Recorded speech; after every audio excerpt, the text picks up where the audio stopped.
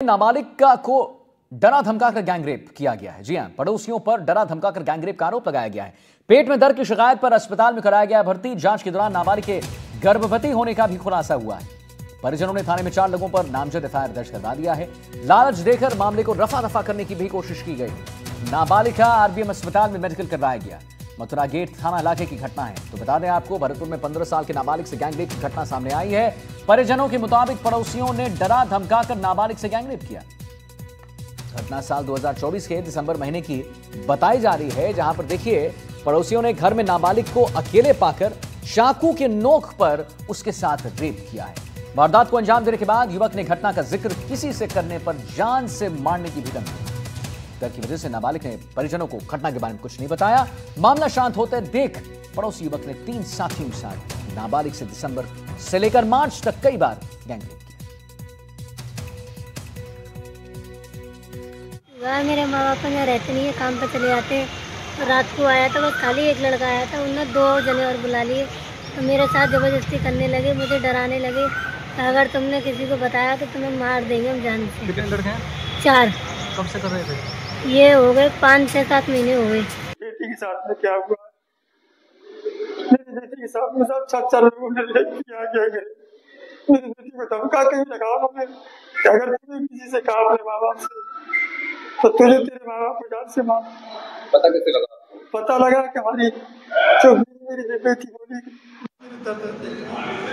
मेरी बीवी जब उनको चेक कराई के लिए गई थी तो वहाँ से मालूम होती कि मेरी बेटी पेट से। किस दिन की बात है? किस दिन पता लगा था? आप क्या करते हो? मैं तो मजदूरी करता हूँ साहब। तो घर पे कोई नहीं होता था कि लड़की के पास आते थे? मैं अपने काम पे चला जाता था। मेरी बीवी चौका बासन पत्नी चौका बासन करने की। और भरतपुर से ललितेश कुशवाहा हमारे साथ जुड़ गए इसी खबर पर और जानकारी देने के लिए। ललितेश, देखिए कहीं ना कहीं अपने आप में दिल दहला देने वाली घटना जो है सामने आई है। नाबालिग का आरबीएम अस्पताल में मेडिकल जब कराया गया तो पता चला वो गर्भवती हैं। अभी प्रशासन इस पर क्या कह रहा है? क्योंकि प्रशासन को इस पर कड़ी कार्रवाई जरूर करनी चाहिए। क्या कह रहा है इस पर प्रशासन?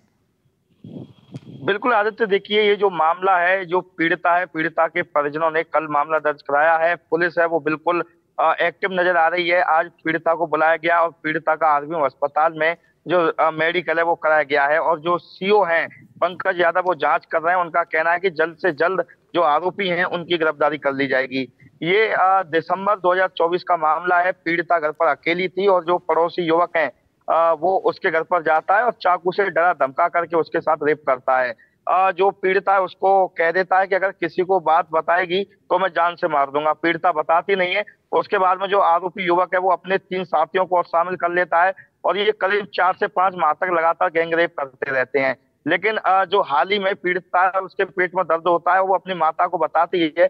उसकी माता है वो आरबीएम अस्पताल लेके जाती है। वहां जब चेकअप होता है तो पता चलता है कि पीड़िता 5 माह की गर्भवती है और जो पीड़िता है वो नाबालिग है। उसकी उम्र करीब 15-14 साल है। जी ललितेश, पीड़िता की मांग क्या है, क्या कह रहे हैं? जैसे उसके उनके पिता की भी हमने बाइट अपने दर्शकों को दिखाई। पिता जो है बिल्कुल रो रहे हैं, तड़प रहे हैं।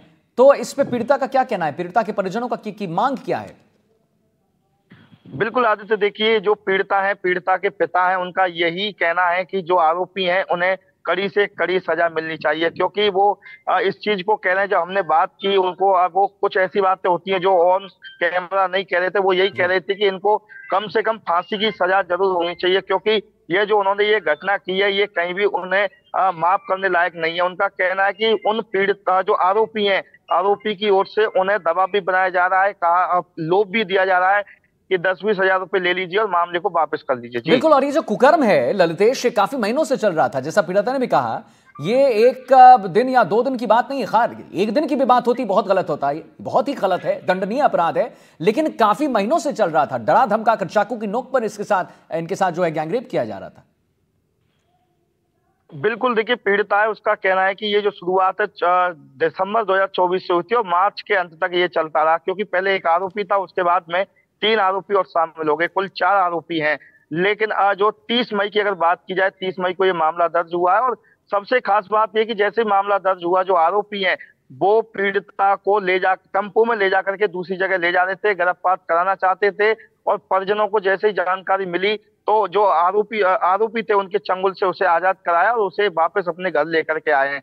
लेकिन परिजनों और जो उनके रिश्तेदार हैं सभी का यही कहना है कि इन्होंने जो घिनौना अपराध किया है, आरोपियों को कड़ी से कड़ी सजा मिलनी चाहिए। जी चलिए ठीक है, बहुत बहुत शुक्रिया करेंगे आपका महत्वपूर्ण जानकारी देने के लिए ललितेश।